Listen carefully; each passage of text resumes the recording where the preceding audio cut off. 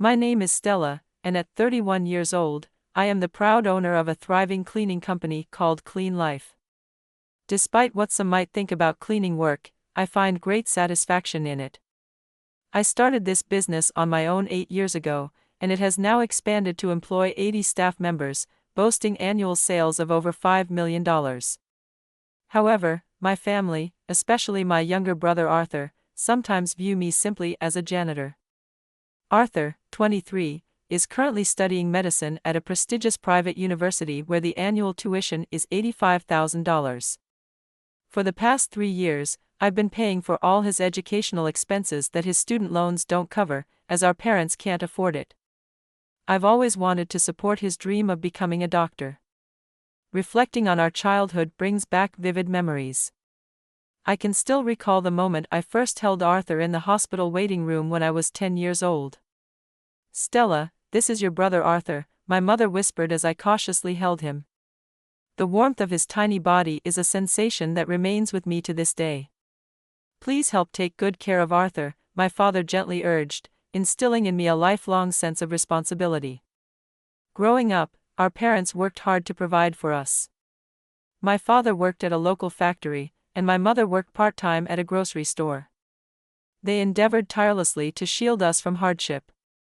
After school, it was routine for me to look after Arthur, assist him with his homework, and prepare our snacks. Although we occasionally bickered, our bond as siblings was strong and loving. Arthur's ambition to pursue medicine was ignited one winter during his 2nd grade when he fell critically ill with pneumonia. It wasn't just a cold, as we first thought. It escalated quickly, leading to a frightening midnight rush to the emergency room. With both parents unable to leave work, I, a high school student, skipped classes to be by his side. "Don't worry, I'm here with you," I reassured him as he lay struggling, hooked up to an oxygen mask. During his hospital stay, we shared a room with other patients, where I often stayed overnight to care for him. "This girl really takes good care of her brother," remarked an elderly lady in the room to a nurse. Arthur's admiration for the medical profession grew during this time, particularly after witnessing Dr. Vincent, a compassionate and skilled doctor, manage emergencies with calm and proficiency. On the day Arthur was discharged, inspired by Dr. Vincent's dedication, he expressed his determination to become a doctor. Dr. Vincent smiled warmly and encouraged him, "Then you'll need to study hard and always remember to be kind." Arthur looked at me and added, "Yes, I'll do my best while learning from my sister." As we left the hospital, Arthur glanced back at the ward and promised, "Stella, I promise I will become a doctor and help those in need." His resolve and the sparkle in his eyes were clearer than ever. That challenging experience not only shaped Arthur's career aspirations but also strengthened our sibling bond, reminding us of the enduring support and care we have for each other. After high school, I started working part-time in the cleaning industry to support our household and save a bit for my own future educational needs. Initially, I felt a bit embarrassed about the job, but I quickly learned that cleaning involves meticulous, often unseen efforts and distinct skills. My first gig was at a small local clinic. I would arrive early in the morning to polish the waiting room floors, wipe down the windows, and scrub the toilets. One day, the clinic director expressed his gratitude, saying, "Thanks to you, Miss Stella, our patients can receive their treatments in a comfortable environment." His words significantly shifted my view of cleaning. Another memorable compliment came from a patient who remarked, "The place looks brand new after you clean it up, Stella." These affirmations of my hard work are something I still hold dear. After graduating, I secured a position with a large building maintenance company. I was drawn to the role because I believed in the underlying principle that cleaning supports people's everyday lives. During my time there, I learned various cleaning techniques and management skills. By my 2nd year, I was managing the cleaning of a large commercial facility, overseeing a team of over 250 staff members. The work was intense, starting before dawn and often extending late into the night. I occasionally covered multiple shifts, including late and early ones, and worked extensive overtime to fill in for absent staff. These were incredibly busy days, but they taught me invaluable lessons. Our team was diverse, from elderly workers with years of experience to part-time housewives balancing jobs and family life. Listening to their stories in the break room, elderly employees struggling physically and housewives juggling shifts and childcare responsibilities, I started to envision running my own business. I wanted to create a better work environment for my colleagues, one that would support their lives as much as they supported others through their cleaning. Encouraged by an older colleague who noticed my dedication and attention to detail, I began to educate myself on business management. I read articles for budding entrepreneurs during my breaks and attended management seminars on weekends. Gradually, the dream of starting my own business began to take shape. Meanwhile, my brother Arthur, then in middle school, was ardently pursuing his dream of becoming a doctor. He consistently excelled academically. His desk was always piled high with textbooks and workbooks. Despite our tight family finances, which made private tutoring unaffordable, Arthur remained undeterred. He would arrive at school before anyone else and stay late in the library to study. On weekends, he was at the state library from opening to closing. "Arthur, you're working so hard every day. You'll surely become a wonderful doctor," our mother would say with a mix of pride and melancholy. During his high school entrance exams, Arthur aimed for a school known for its high academic standards.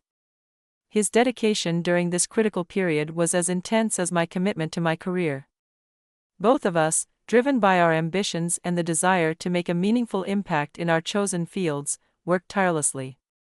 I was determined not to let Arthur abandon his dreams. "Don't worry, I'll support you with everything I have," I assured him, using my earnings to buy him reference books and secretly treating him to snacks when he looked exhausted. On the eve of his exam, I stayed up with him, soothing his anxieties. "Stella, what if things don't go well tomorrow?" he worried. "Don't stress, Arthur. You've prepared well," I reassured him. The relief and joy of seeing his examination number on the pass list are etched deeply in my memory. When he found out he passed, Arthur hugged me, tears in his eyes, saying, "It's all thanks to you, Stella. Thank you so much." At 27, fueled by a desire to forge my path, I resigned from my job to start my own cleaning company.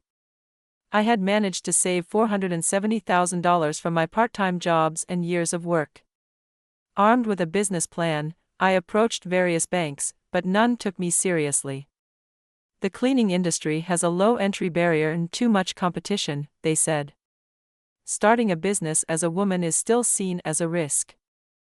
Despite these discouraging words, I persisted. My first contract came through a recommendation from a former colleague.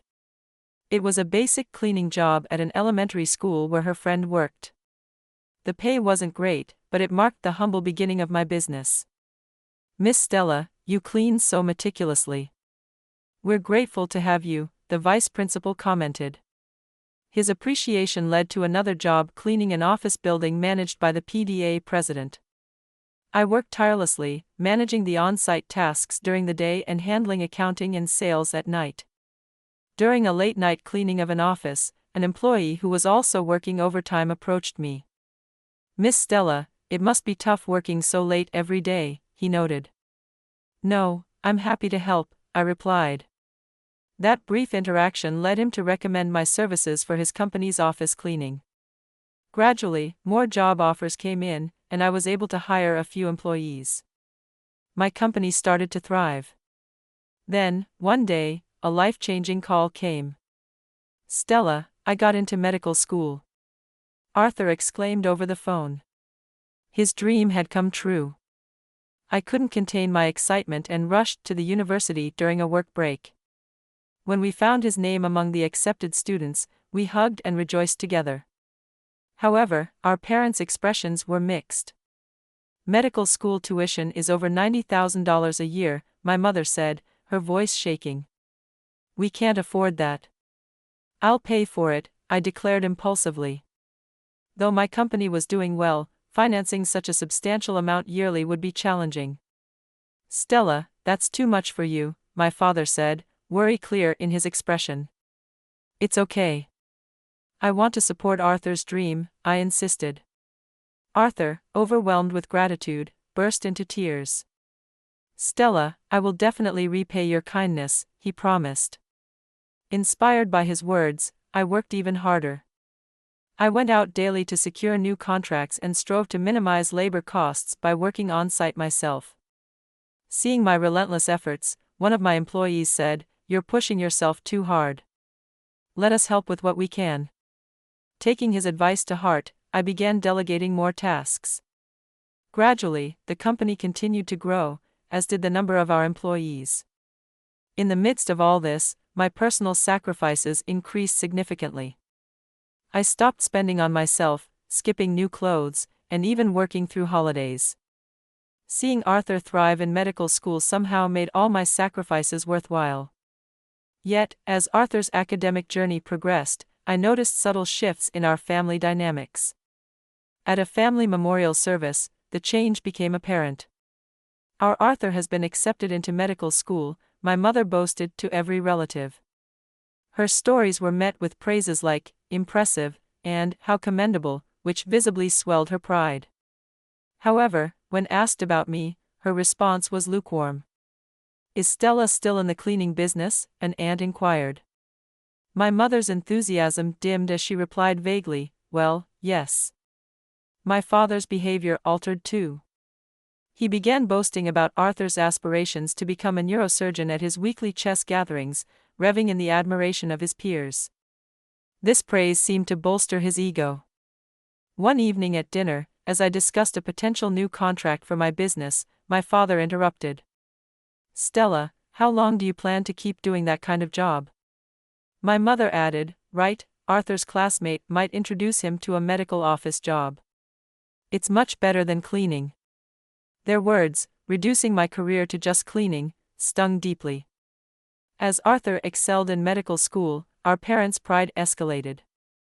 They began to share his achievements with neighbors, boasting, "Our son is so well regarded by the doctors. He might stay on at the university hospital." My contributions, particularly how I financed his education, seemed to fade from their narrative. During the end-of-year cleaning, as I tried to impart some professional cleaning tips, my mother's hesitant look told me everything. "Stella, it seems this kind of job suits you," she remarked, a hint of resignation in her tone. My father even started planning his retirement around Arthur's anticipated earnings, speculating, "Once Arthur becomes a doctor and works at a big hospital, he'll easily make over $320,000 a year." Home conversations increasingly revolved solely around Arthur. I felt as if my existence was slowly being erased. At family gatherings, discussions about my business were swiftly overshadowed by updates about Arthur. "Stella is managing," my mother would say briefly, quickly shifting to, "But Arthur." A turning point came at a neighborhood Christmas party. "Your son is in medical school." "That's really impressive," a neighbor commented. My mother responded with evident pride, "Yes, perhaps it's a result of our upbringing. We've inspired him to pursue a dream in healthcare." I was taken aback by her words, feeling as though my daily efforts and financial sacrifices had been completely overlooked. Frustrated and feeling undervalued, I decided it was best to distance myself from my family home. This decision allowed me to maintain a relationship with them without the constant overshadowing of my contributions. However, a significant event soon disrupted our family dynamic further. It was during the autumn of Arthur's senior year that he began dating a fellow medical student, Maya. She was the talented and beloved only daughter of a family that owned one of the top general hospitals in Boston. Arthur was enamored. "Maya is amazing, but I'd like to know more about her. Can you introduce me sometime?" I asked him during a call. Yeah, sure, but it's exam period now, so maybe later," he replied. This promise repeated over the years, yet I never got the chance to meet Maya. Initially, I wasn't too concerned, understanding the hectic nature of medical school life. Though work kept me occupied, an unsettling feeling began to creep in regarding my brother Arthur and his relationship with Maya. One evening, while heading home from a long day, I unexpectedly caught sight of Arthur and Maya chatting animatedly in front of a high-end restaurant. Just as I was about to approach them and say hello, Arthur's demeanor abruptly changed. He quickly ushered Maya inside, deliberately ignoring my presence. Confused and hurt, I couldn't understand why my brother seemed to be avoiding me.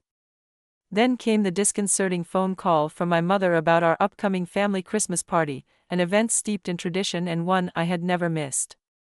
Her voice was heavy with hesitation. "Maybe it's better if you don't come this year," she suggested. Shocked, I struggled to comprehend her words. The Christmas party had always been a time of joy for us, my mother's homemade cakes, my father dressed as Santa Claus, and the special moments of sharing handmade gifts with Arthur. It was more than a celebration, it was a reaffirmation of our family bonds. "What do you mean?" I asked, trying to mask the hurt in my voice. "Well, Arthur is bringing Maya, and her parents will be coming too," my mother explained, her tone uneasy as if she was withholding more. That moment triggered a flood of memories. Nights spent caring for a feverish young Arthur, supporting him through his middle school entrance exams, and the countless sacrifices I had made for his future. These memories now seemed like relics of a distant past. Ironically, I had already met Maya a few months earlier under quite memorable circumstances. It happened on the day of a cleaning service bid at the General Hospital. After presenting my bid alongside other contractors, I was reviewing documents for the next project in the hallway when a hurried woman nearly collided with me. "Oh, I'm sorry," she said, apologizing profusely. She looked familiar, and as I glanced at her name tag, it read, Maya. Realizing she was Arthur's girlfriend, I introduced myself. "Are you Arthur's?" I asked, surprised. "Yes," she responded. "But I'm Stella, Arthur's sister." Maya seemed momentarily taken aback but quickly offered a warm smile. "Oh, I've heard a lot about you from Arthur, but he never showed me a photo," she said. We struck up a conversation, which flowed naturally, and soon we were deeply engaged in discussion. Maya was intelligent and kind, and I could see why Arthur was so smitten with her. "Could we keep this meeting between us?" Maya suggested playfully. "It would surprise him when we reveal that we've become good friends." I agreed, finding the idea fun. However, in retrospect, perhaps Maya wanted to keep our encounter a secret out of consideration for me. After that, we occasionally met for coffee. Then, the day after the unsettling call from my mother, Maya reached out to meet urgently. Her voice trembled as she spoke. We met at our usual cafe, and she appeared visibly distressed, her eyes red from crying. "I can't stand it anymore," she confessed, her voice shaky. "About the Christmas party, maybe I shouldn't say this." As I sat across from Maya, the air between us was thick with tension. She took a deep breath and hesitantly started to share what she had inadvertently overheard. A conversation between Arthur and our mother had shaken me to my core. "Ma's family shouldn't find out that his sister is a janitor," they had said, worried that it could jeopardize Arthur's relationship and even his future career prospects in medicine. Hearing this felt like a betrayal, as if the bond one had with my brother for the last 25 years was being dismissed in a single stroke. Arthur had even suggested that I be excluded from family gatherings, seeing my profession as an obstacle to his ambitions. My parents had apparently agreed, rationalizing that it was for his future in the exclusive world of medicine. "Don't worry, Stella will understand," they had said, as if my feelings and sacrifices meant less than maintaining a facade to benefit Arthur. For years, I lived by the mantra, "Because you're the big sister," always putting Arthur's needs before my own. But now this role felt profoundly shaken. As Maya continued, she revealed something even more personal. Her mother had been a janitor at a hospital for over 22 years, a job she performed with pride and dignity. "Cleaning is an important job that protects people's lives," her mother had always said. Tears welled up in Maya's eyes as she expressed deep respect and gratitude for her mother's work. At the Christmas party, despite knowing the conversation, Maya had expressed a desire to meet me. However, Arthur had derogatorily referred to my job as just a janitor. Overwhelmed, Maya's tears spilled over. "I can't be with someone who dismisses my mother's life like that," she said, trembling with emotion. That night, back in my office, I sat in the dark, lost in thought. The computer screen in front of me displayed the payment history for Arthur's tuition, over $90,000 paid over 5 years, not counting the additional loans I had taken out to cover his living expenses and tuition gaps. It was a stark reminder of the sacrifices I had made. Looking out the office window at the lonely nightscape, the phrase, "a janitor's sister," echoed hauntingly in my mind. But I am proud of my job. I support people's lives and maintain their environments. It's a role that is by no means a source of shame. In the days that followed, filled with anger and sadness, I received a brief message from Maya. "I've decided to break up with Arthur. I cannot be with someone who dismisses my mother's life like that. Thank you for everything, Stella." Deep down, I might have sensed that our situation would lead here, but the reality struck me hard and fast. That night, I made the difficult decision to stop paying for Arthur's tuition. A few days later, a notice of unpaid tuition arrived at the university. Confused and angry calls came from both my parents and Arthur. "What is this? Didn't you promise to pay for the tuition?" my mother frantically asked. "Stella, what happened? Arthur's future depends on this," she cried. It was a moment of reckoning. I realized I had to stand up for my dignity and show that my contributions and sacrifices were not to be taken for granted or hidden away as a source of shame. My father scolded me, but I stood my ground firmly. "If having a janitor as a sister embarrasses you, then you shouldn't expect any help from me," I responded in a calm voice. Arthur, clearly distressed, called me. "Stella, please can you pay for my tuition?" he pleaded. "Why should I?" I asked, equally calm. "Am I not just a shameful janitor to you?" He admitted his mistake. "I was wrong, and I'm sorry," Arthur said, embarrassed by his earlier disdain for my job. He realized the gravity of the situation when no other relatives would extend their help. Arthur had started medical school with a sense of superiority, but he soon decided to apply for a scholarship and took up a part-time job. A month later, he visited my workplace, noticeably thinner. "Stella, I'm truly sorry," he confessed, his voice a mixture of regret and newfound humility. "I've applied for a scholarship and started working part-time. I'll continue my studies independently." He then spoke of Maya, who helped him see the honor in janitorial work, changing his view entirely. "Anyone who fails to see the value in your job shouldn't be a doctor," he admitted. I listened quietly, impressed but reserved. "Your company is truly impressive," he remarked, his tone sincere. "I didn't realize it before, but I am genuinely sorry. I thought being in medical school made me better than others." His voice was free of its former arrogance. After a thoughtful pause, I told him, "From now on, you must stand on your own, but if you're really in trouble, you can still turn to me." Arthur nodded, his eyes wet with gratitude. "Thank you, but I'll try to manage by myself as much as possible," he said. "That's how I can truly apologize to you." Months passed, and Arthur truly changed. He worked weekends at a local clinic and tutored on weekday evenings. Occasionally, he visited to share his experiences in medical school and his dreams of opening a community clinic, one not for the wealthy, but a place where everyone could feel welcomed and safe. His eyes no longer held vanity, only a firm resolve. From time to time, my mother would call, her voice heavy with regret, apologizing for past hurts. My father wrote letters expressing pride in my resilience and their mistake in judging me. "If you can forgive us, let's be a family again," he wrote.